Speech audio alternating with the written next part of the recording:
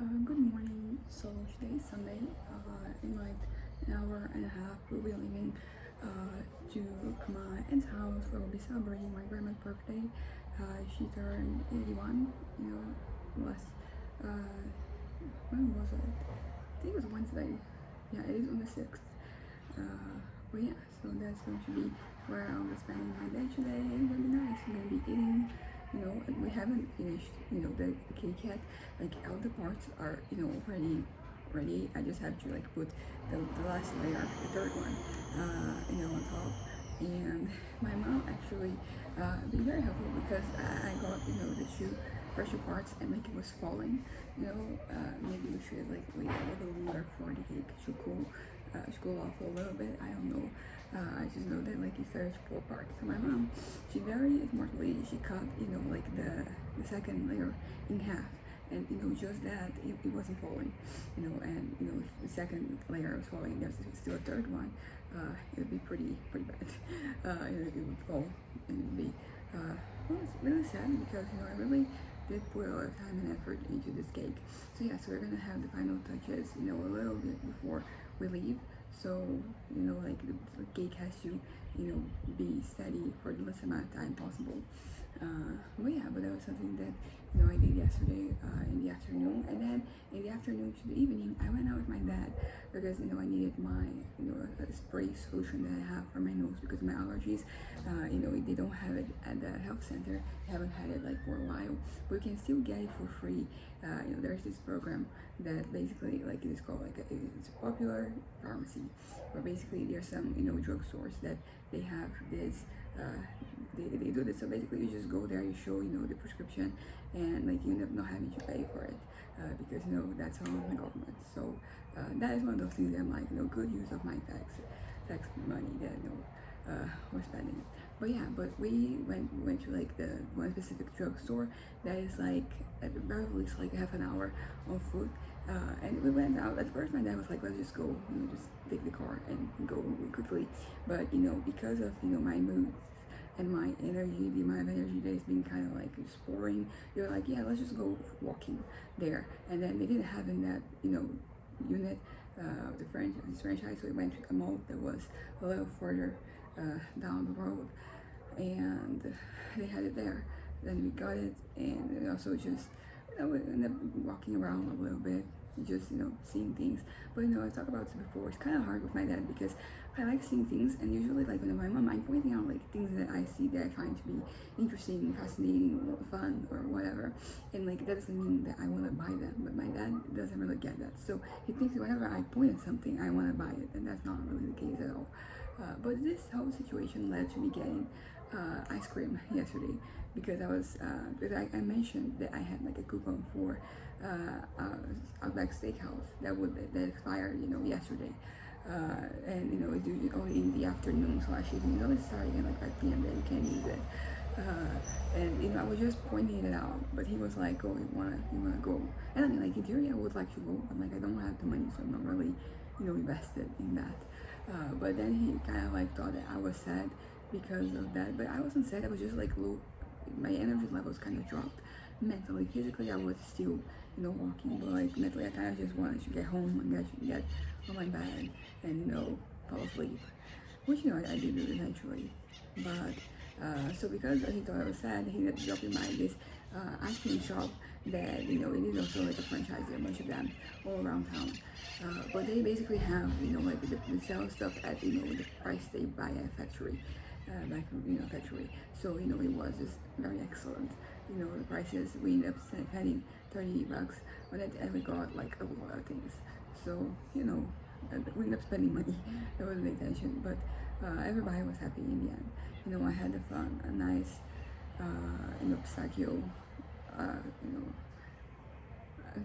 ice cream, not a lollipop.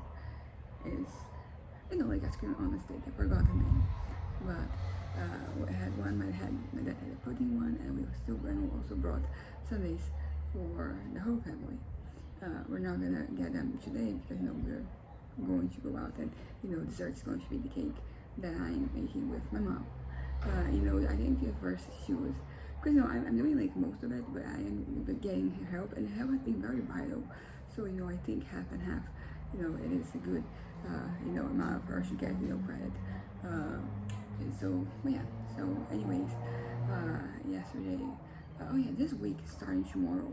Like it's going to be filled with activities. We are gonna visit. Oh yeah, I had a sale. I'm gonna drop it of when we go we'll have a visit tomorrow. We're gonna go next week. It is the cinema week. So basically every in a lot of places the tickets, they are like really cheap. So we're gonna go watch two movies, and honestly, like these two movies, it is less than we will pay to watch the next Captain America. So yeah, so we're gonna watch Conclave. It's going to be just me and my mom, and then with my dad, we're gonna watch I'm Still Here, which is basically a movie that the main actress has been nominated for. She won the Golden Globe. She really about to win the Oscar, and also like the movie was also nominated. So I'm very much interested in watching. So I kind of like know what it is about a little bit, but I'm only getting positive reviews, so we'll be watching it. But yeah, so that being said, how am I? My head is doing fine. Today I woke up very much like in the middle. I'm not too energetic. I'm also not lacking energy, so that's good. That's this kind of like the ideal point. Also, like I'm not fantasizing too much. Like yesterday I was fantasizing like crazy during like the time that we went there and we came back. Like I was basically like I was listening to music and just fantasy going after. So there's that. But they did make me feel nice about myself. Oh yeah, and today I already woke up early and I actually worked on my novel a little bit. It was just a little bit of working on the novel, but I actually did make a lot of progress with like the titles, because the titles are all quotes from Shakespeare's work. I might have to depending on how many chapters there are, like incorporate other authors, because it's not like there's a lack of work, but like it has to be pertinent to the chapter. So yeah, I was basically doing that. I was like perusing on the quote on like the on his work, and yeah, I came up with like some good ones. And yeah, this is something that I will have to do eventually, because like chapters, they need titles. I mean, some chapters some books, they don't have titles, they just have numbers, but it's kind of too late for me to do that at this point, because the last two books, they had titles like that. I'm not gonna start randomly right now, randomly like not having a title. It's just a number right now. And titles can be fun. I always have like fun trying to trying to like summarize like some like many pages into like one sentence. I don't know, it's like a little challenge, but it's fun. And so yeah, so I started working on my novel. It was a great start, and this also led to me, realizing that I want to publish, book 3 before anything. So I have to publish it before the end of the year, and I don't know if it's going to be my forever goodbye or not. But before that, I want the novel to be out. Ideally, I would have, because it is a quartet, the fourth one, but like that is already a lot more to do, and it's going to be the last novel in the series, so it's going to be probably lengthier than the current one. Although like the last one was just very very long, but it is what it is. It kind of like was the length I needed to tell the story, and I'm just doing it basically for myself according to my criterion. So that's yeah, like I don't think it was long, but it was what it needed. Maybe I should have just split the story into, but it's already out there. But now what I wanted to do was continue reading, because yesterday it was really fun and I started having some insights. So here's my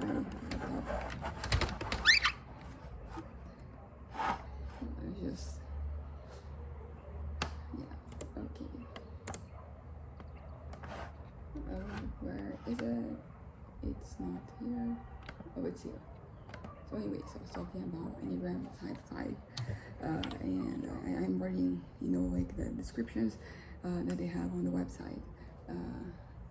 So I think that I finished the first paragraph here, so I'm going to the second. Knowledge, understanding, and insight are thus highly valued by fives because their identity is built around having ideas and being someone who has something unusual or insightful to say. Once again, this is something that is relatable to me, but it was much more pertinent when I was younger. When I was my teenage years, my young adult years. I mean, technically, you could say that I'm still in my young adult years, but like right now, I just feel more like an adult. I think like up to like 24, 25 when your brain finishes developing, like you're a young adult, and then like right now, I'm just an adult, and then that means like then you have a very large chunk of time to where to be like an adult, because then you have 60 where you're just elderly. Although like it is funny because like life expectancy has increased so much that like 60 years today is not what it would have been like 500 years ago. So I don't know, like technically because my dad, he's gonna turn 21, 61 on the 21st, and he doesn't really look like elderly, but technically he is because of the age. And this is the case also with like everybody I know who's like in their early 60s, like they don't really feel like an elder, because like life expectancy, quality of life, all these things, they have changed. But I will say that I do like saying something. I don't know. I like saying something. I don't talk a lot of the time in conversations because I don't want to just say something for the sake of saying it. I do want to contribute, bring something interesting. So yeah, usually when I speak, I think this is the idea here. But yeah, I would say the knowledge, understanding, and insight are important, and they are present even to this day. Although like because I feel like things are happening like in a more discreet manner. Basically, what happens is that I feel like these should be more like staples of my personality, because like they were very key elements in my identity, in the way I saw myself. And these days, not so much. Like they're still happening, but I'm not really. It's not at stake here. That if that changes, like I won't feel like stabilized or anything like that. For this reason, fives are not interested in exploring what is already familiar and well established. I will admit that like I kind of like a challenge, and sometimes like I need a challenge. If I'm like in the same environment, like I lose interest, and it's bad that I lose interest because like sometimes I lose interest not only in like the immediate things, but like in life itself. So there's that. Well established, whether their attention is drawn to the unusual, the overlooked, the secret, the occult, the bizarre, the fantastic, the unthinkable. Yeah, let me think about this for a moment. I would say that like staying in the same lane for me is usually kind of like really boring. And as I said, like I need no stimuli, and so the way that it happens a lot of times is with something unfamiliar. And I do like all those things. Like I think that they appeal to me, but not. I don't know, because like all these things are true, but they are not like at the top. I would say of like my. I don't even know what will be at the top of like me and my sense of self regarding what I would do, but like it's not untrue. I would say that the unthinkable, it is very much true. The unusual, the overlooked, yes. Secret, yes. Bizarre, that's yeah. I think all these things are true. Just not, I guess, like my biggest like driving force. Maybe I think I would like to really read 8 next, so I can see if like I'm relating more to 8 than I was, because all my life I think that I've been closer to 5, like the type of personality has been, me, but I'm changing, I guess. And I think that, it's okay if like changes, this changes, my perception of myself and like the definition of my personality type according to this criteria here. So investigating unknown territory, knowing something that others do not know, or creating something that no one has ever experienced allows fives to have niche for themselves that no one else occupies. What this brings up to mind, for me, is like my writing, and my fantasies. My writing is also, technically a fantasy. But when it comes to those, all those things, they're very, very intensely true. When it comes to like everything else, I don't know so much. But it's also like, honestly, I feel it might not even be just me, my personality. It's just like I'm not at the best state of mind to come to very concrete conclusions about where I am at, because of the way that my brain is working at the moment. Like I'm not particularly attached to anything. I'm not particularly motivated. I'm not particularly interested and engaged in anything. So it's kind of hard for me to just look at this very, very, not intense, but this very clear directives and be like, yeah, that's me. But anyways, they believe that developing this niche is the best way they can attain independence and confidence. Yes, I will say that I do really agree with this. So thus, for their own security and self-esteem, guys need to have at least one area in which they have a degree of expertise that will allow them to feel capable and connected with the world. The fantasy I have going on at the moment, it is literally this. It is just this. This is one way to describe it. And I mean, it's not a new thing for me to know this. I understand that my head is kind of fluctuating right now between reality and what isn't real, but I wish was real. And there are definitely like there are upsides and downsides to both sides. Although like you should probably stick to reality and not to the one that is sandcastle. I just think I am going to find something that I can do really well, and then I will be able to meet the challenges of life. But I can't have other things distracting me or getting in the way. This is also super fucking true. Like I get very, like kind of like tunnel vision in some of the things I do sometimes, and I have done historically. I think right now like it is less than it used to be, but it's still very much prevalent. Like this, the whole me just like when I focus on this and nothing's going to get in the way. This very I used to be like this to like a very unhealthy degree when I was a teenager, and in the following years as well, because I was like, this is the one thing that matters, nothing else does. So I pursued my health, mental and physical, and my relationships and everything, like even like hobbies and interests. I ended up like putting them to the side, which is not good. You shouldn't do that. But I did, and like right now at least I know better. But the thing also, if I find something you can do really well, it has been historically so true. Although it has changed, it's interesting. Like when I was in my teenage years, I thought I knew exactly where my life was going, where the direction that I was going to take, and so and that was pretty much that. I'm gonna find something, I'm gonna excel at this, and this is going to bring me stability, But then it kind of like didn't. And then ever since then, like I abandoned many ideas, but they have many ideas, but that was still the gist of it. Like I jumped from idea to idea, but they were all pretty much this. I'm gonna do this very well, and then I'll be able to handle life. So they therefore develop an intense focus on whatever they can master and feel secure about. Talking about it before, so it has to do with my ADHD to like the hyper focus that has been helpful throughout my life to when it comes to like accomplishing things, finishing things more specifically, because sometimes like you have the energy to start, but like the finish line is it starts becoming increasingly more far away, and then you lose track of what you're trying to accomplish. It may be the world of mathematics, or the world of rock and roll, or classical music, or car mechanics, or horror and science fiction, or a world entirely created in their imagination. The last one, so me. To the point that it makes me uncomfortable. Not all fives are scholars or PhDs, but depending on their intelligence and the resources available to them, they focus intensely on mastering something that has captured their interest. I will say that when like a decade ago, when I was 17, oh my god, it's been a decade already. Like I definitely thought that I would get to the point of like getting a PhD. Right now, like I'm starting to realize that maybe what I want to do is in a different direction. So I don't know if this has ever happened. Okay.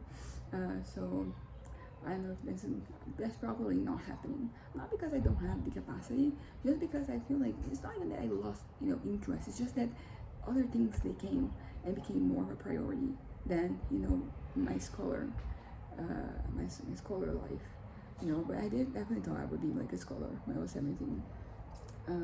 But yeah, but depending on the, I already read this. So yeah, but the thing of very intensely something that captured my interest, 100%, 100% true. For better or for worse, the areas that Pfizer explored do not depend on social validation. Indeed, if others agree with their ideas too readily, Pfizer tends to fear that their ideas might be too conventional. Not necessarily conventional, but like, if somebody can imagine, I feel like this is, a little too simple, maybe a little too dumb, perhaps. Just because if it is something, if you have like a complex issue and they don't have a simple solution, it's most likely because those simple solutions have been tried and they didn't work out, or not. Sometimes that's not the case.